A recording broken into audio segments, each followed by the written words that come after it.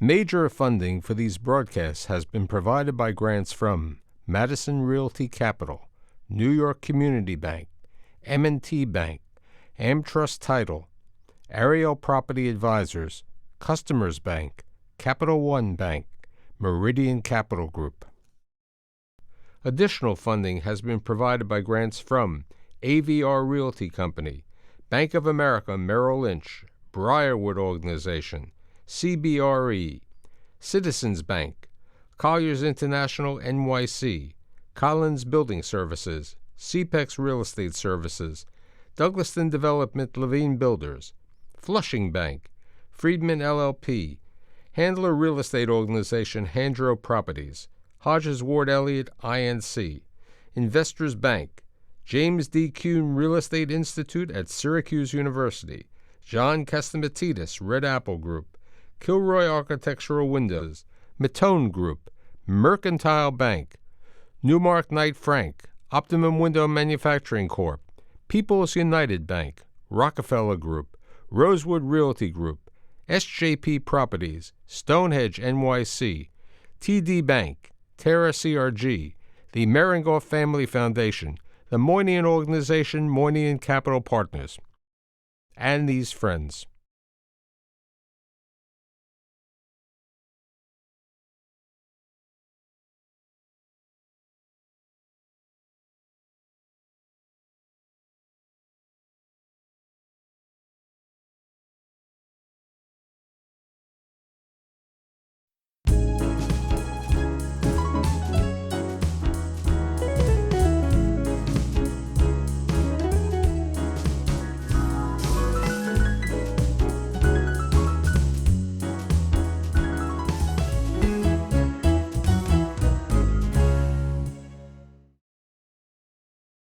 So last week we learned a little bit about Don Peebles, okay? And he ended the first part specifically saying at 24, he wanted to grow, he wanted to make money, he wanted to be a millionaire, and he wanted to be a successful businessman. So today we're going to continue the discussion. Don Peebles, 24, you go out there, do you put a shingle out? How do you go into business? It was kind of a step-by-step. So I wanted to start my own appraisal business. So I was an independent contractor for a large appraisal company. And Barry had gotten reelected. And I got lucky. I got a call from someone I met and had built a relationship with during the campaign. And she called me to offer me a position as president or chairperson of the Real Estate Commission, which oversees and regulates. So explain for my audience what the Real Estate Commission was. It regulates real estate sales agents and brokers. And so, but to be qualified for that, the law required the chairperson to have a broker's license, and I didn't. I was a salesperson. So ultimately, I met the person who was the head of boards and commissions for the mayor, and she told me, well, you'd be perfect for the Board of Equalization and Review. Now, that board is a board comprised of appraisers and real estate professionals that hears the appeals of property tax assessments for tax purposes that are proposed by the government. And she told me that it's too bad if I talked to you a month ago or a few weeks ago, we would have had a seat for you. But we've just filled these seats, 4 seats or whatever number they had, and they're on the mayor's desk for his signature. So I thought about it after I hung up. I thought about it, and I said, I don't have time to wait. That's a perfect board for me. I knew the board because my mother was appointed to it in 1975. So she had gotten off, and her term ran up in 1980. So I called the mayor's campaign manager, who was now deputy mayor for economic development, and asked him, told him I would like to be appointed for that board, but the mayor's got some signatures, some appointments on his desk. So within a day, I got a call back from that same woman who was the chairperson of the boards and commissions and said that she had some good news for me, that she had spoken to the mayor and told her how impressed she was of me and that she had asked him to appoint me. And the good fact is that you met the mayor when you were 14 and then you helped elect him in the other meet and greet over there later on. Exactly. So the continuation. Now, so you're on this board, okay, and from my audience point of view, each year they would make an assessment on the property. Yes. And then there was an appeal of what the assessment should be. Yes, and so by and large, the people who fought were the ones who had bigger dollars. So if an office building had a $2 million tax bill, they would appeal. They had nothing to lose, and the law firms would handle those appeals on a contingent basis. And so they used a lot of resources to do that. So I heard the board I was a member of heard the appeals for all of those major properties, and they did it in a very short window of time, about 60 days.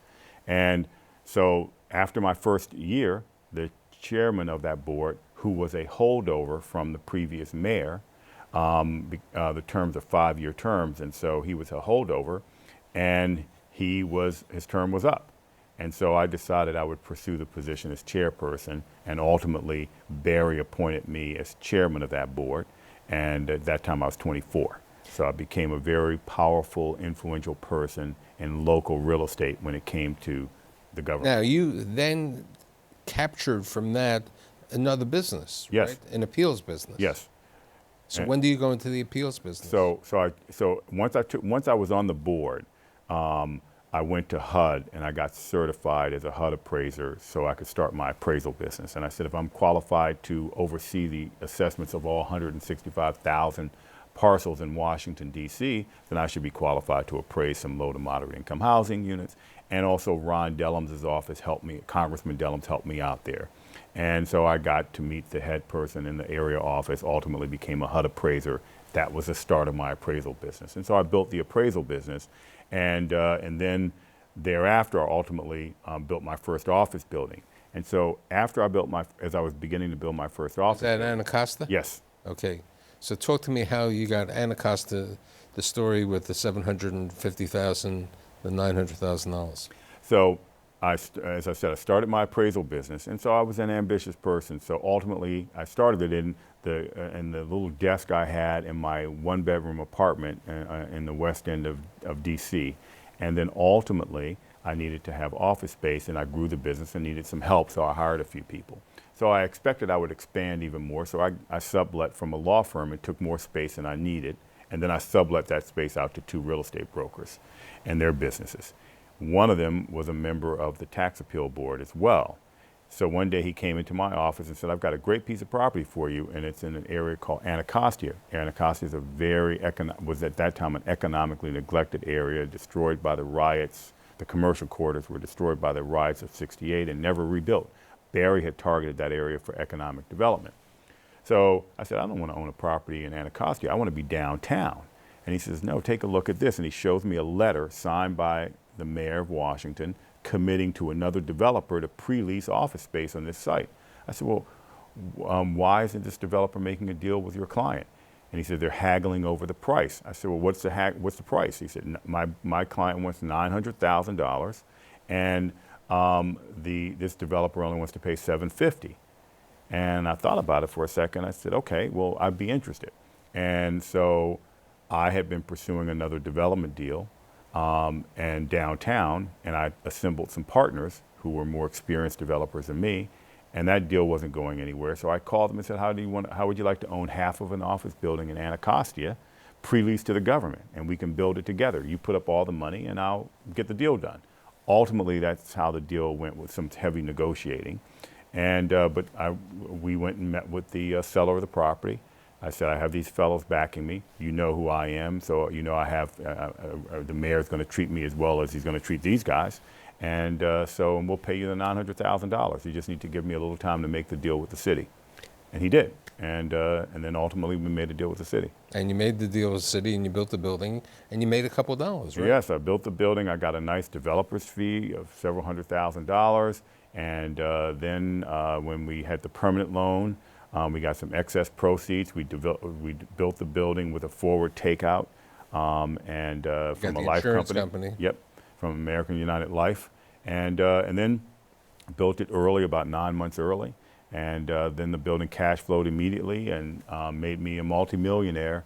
And I signed the lease when I was 27 and finished the building when I was 29, and so I was a multimillionaire a year or so before I turned 30. So you're a multimillionaire before you're 30, But you continued to stay in the appeal business. So what right? happened? So, Was it partially due to your wife? well, yeah. So what happened is I quit. So when my term was up as chairperson, I could have been appointed to another term, and I asked Barry not to appoint me because I'd been on the front page of the Washington Post about the deal in Anacostia, and some people were trying to make a big deal about whether there was a conflict because of my chairman's position. So I felt it was better for the mayor and for me to move on, and then also I would be less, hamstrung. And so ultimately, within a matter of months, a friend of mine who was partners with Robert Bass and Richard Rainwater asked me to look at his assessments. And then another business person I knew, another developer, asked me as well, and I said, you all should use this particular law firm I recommended. And they said, well, we don't want to use them. Why don't you do it for us? I said, yeah, I can do it for you. And so I got a opinion from the city attorney that I could do it. And then I got 11 clients that year, 12 clients that year, and I won 11 cases. I didn't physically appeal before the board. I wrote my arguments, and we were successful at that. And I settled most of them with the assessors. And then I built a business. So anyway, so I did that first year. I met my wife in Washington in 1990. Why don't you tell us how you met your wife? So I was driving. It was one July afternoon, early evening in the summer in Washington, D.C. I was driving my convertible Porsche down M Street in Georgetown on my way to meet a friend.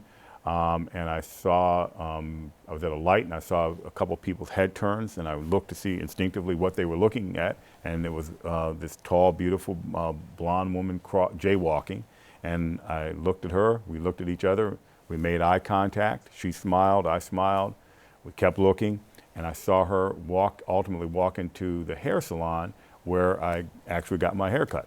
So I had one of these little brick cell phones, and I called the salon, and there was no answer. I called again, no answer. So I was on my way. I'd already turned, and I thought about it. I said, I may never see her again. So I turned around and went back to M Street. And by the time I got to the building and parked, she was walking out of the salon. So I introduced myself to her.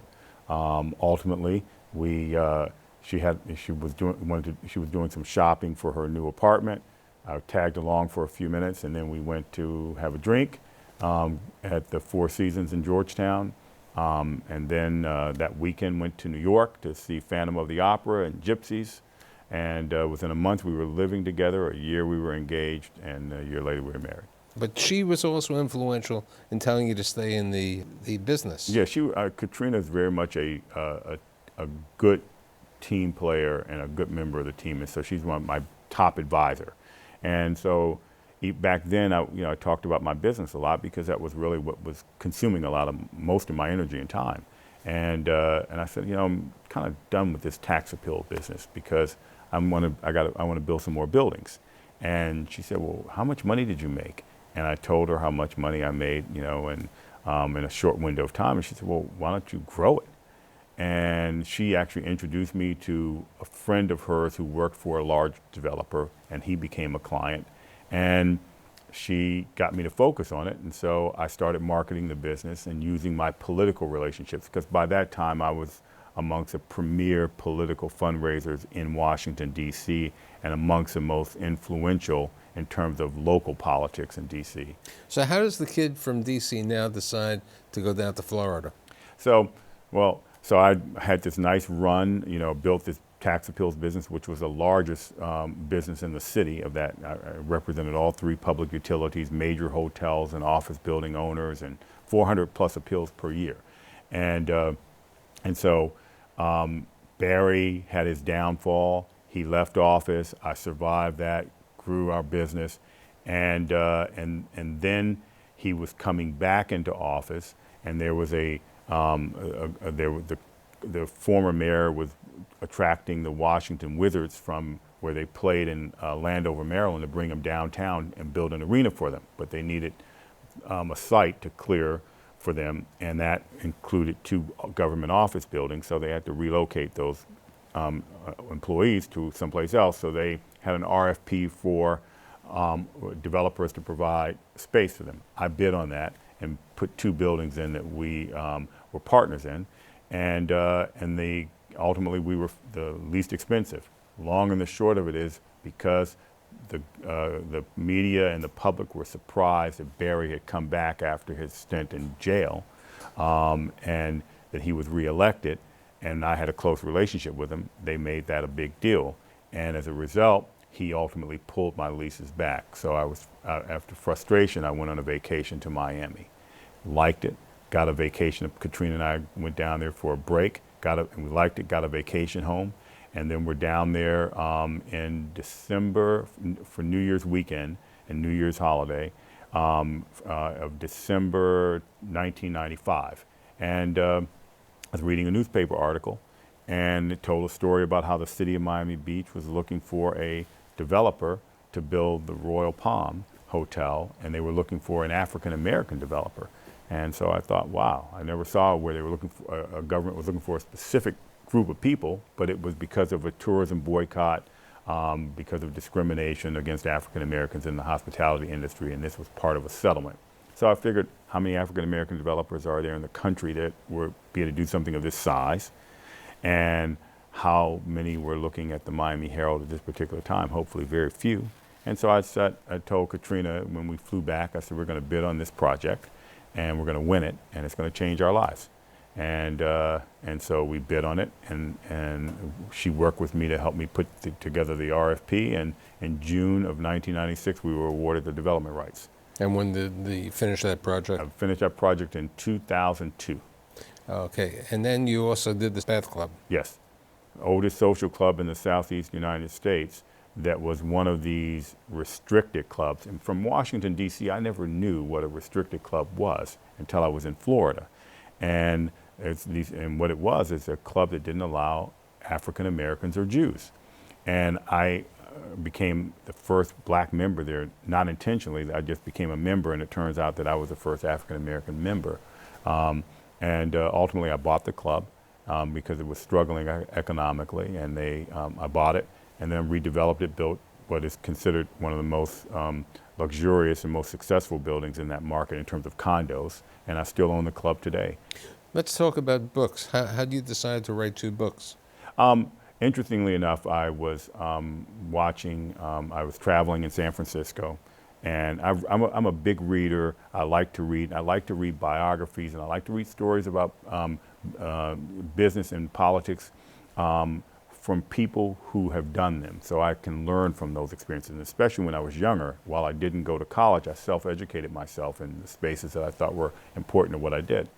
And I was traveling in San Francisco on a project we were doing there. I checked into the hotel, and I'm having a room service, and I'm watching CNN, and Donald Trump is on.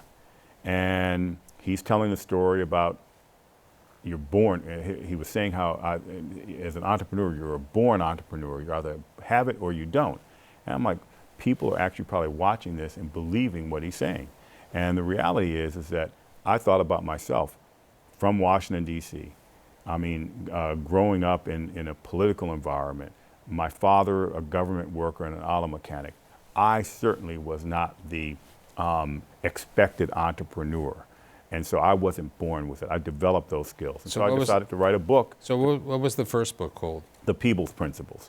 And it was a tale of the 12 projects that I developed and the experiences that I had from each one of those deals. So every deal, winners and losers, and the lesson I learned from them.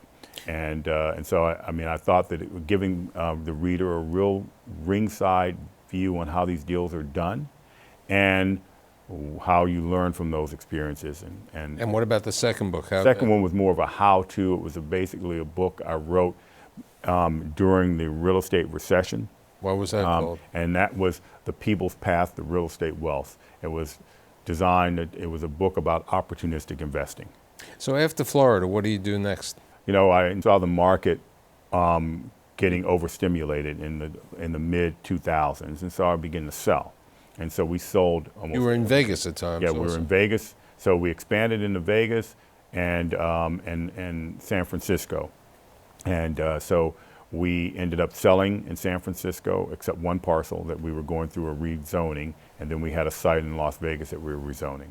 And otherwise, I sold. I sold the Royal Palm. I sold out the Bass Club. You know, we sold the office buildings we did in Miami. You know, I was fortunately pretty, you know, liquid, and I had not had a lot of exposure. You know, I kind of focused on the deals I had remaining. I know that you were a student of 54 when you were a kid, you know, when you were in Rutgers. How did you decide to come back to New York? Well, Or should I say, come to New York? Right. So being in Miami, the summers were unbearably hot. And initially, my wife and I got homes in the western U.S., but the time zone difference was problematic in the distance. So I'm an East Coast person, and my business by and large was East Coast, especially back then. So Katrina and I, when we lived in D.C., would come to the Hamptons for the summer. So I started one summer, I didn't want to go out west. I said, we're going to the Hamptons. We rented a house, ended up ultimately buying that house later. And so we were back and forth in the summers to Long Island. So I began to get much more connected to New York that way. And then we raised a lot of our capital in New York. And in 2011, at the summer of 2011, I thought that the market, you know, was picking up some steam. And I thought, you know, that the real estate economy was going to pick up and we were going to go through a new cycle. And I always wanted to do deals in New York City. And so let's talk about the deal in New York City, 108. Yes. So the end of the summer, we decided to move our family to New York and put our kids in the school at Columbia Grammar, Columbia Prep. And we began to open up an office. I bring one of the employees from Miami up here and begin to look to build a business up here. And we began looking at different deals. And one of the things that we also began to look at is a public-private space, because that's something we had been successful with in Washington and in Miami. So I felt that was a portable skill. And during the latter part of Mike Bloomberg's third term, they were looking to sell some of the government-owned property to put it back in the private sector's hands and create economic development. And there was an RFP for 108 Leonard Street, which was then called 346 Broadway, and 4951 Chambers, and then a building on Reed Street that they ultimately canceled that portion of the RFP. So we bid on it, put together a proposal, and I thought that being able to put together a financially compelling proposal that would have, you know, capital already identified and would focus on broader economic inclusion for minority and women-owned businesses could be pretty compelling. And I think from what I had read about Mike Bloomberg, it was something that he wanted to accomplish before he left, because I think that was one of the things that he was criticized for, is not including everybody in New York's progress. So you said women's owned. Yes. So I think minority and women-owned businesses, it's key to include women entrepreneurs. And so we made a commitment on 108 Leonard that we would do 20% of all the contracts for construction and development for that site with minority and women-owned businesses, and we're far outpacing that. Okay, and today where is the project? Nearly complete, and a sales center is open. And so luxury condominium. Luxury condos, the building, it was the original headquarters of New York Life Insurance Company. It was a landmark, it's a landmark building with a beautiful clock tower. So it went through a landmarks approval process and now is being renovated in accordance with those landmark standards and converted to residential condos. Let's talk about family. We know that how you met Katrina. Tell me about the children. Katrina and I have two children. Our son, Donahue III, he is 24, soon to be 25. With the maturity of a 30-year-old, sometimes I think he takes things too seriously, but he's turned out to be an amazing person with a wonderful experience raising him. I try to be, one of the things I wanted to do as a parent is to be the kind of parent that I wanted, an engaged father, one who was engaged with my kids. And also I wanted to be the kind of husband that I would have wanted my mother to have. And so I, spent a lot of time with Donahue growing up, basketball, coaching him. We traveled, did a lot of father-son things, to sporting events and other activities. So I was very engaged with him. And today, after he graduated from Columbia College here in New York, He is now working in our company and leading several development projects for us in DC. Including the SOS Hotel. Yes. Tell me about your daughter. Chloe is just turned 16, a very determined young woman. She goes to school here at Avenues. She is a very competitive equestrian, very active in scholastic sports, plays volleyball and also track. Has gone to the state finals in track last year, and very creative, compassionate, and driven. We got lots of pictures with you with a number of leading politicians. Yes. I mean, you have Obama, Rangel, you have Joe Biden, all these people. Yeah, many Democrats, but I know Republicans too. Are you still keeping your involvement with politics? Yeah, I mean, I believe that our government and our political leaders are empowered to help our nation advance. And so, I mean, it's very important, I think, for business people to be engaged and involved, but it's also very important for, people who are concerned about transformation to be involved. And so, as a business person, I would like to see a more fair system, and so that's part of why I've always been involved in politics. And I try to pick people who are going to focus on some of those areas as well. Right, and you've given back charitable-wise. I mean, you were the guest speaker for the women's program. You were on the Rutgers, which is interesting. You went back to your alumni Yes. over there, and you've been involved. And I'd like to say, it's truly been an inspirational story, and thanks for being here today. Thank you for having me.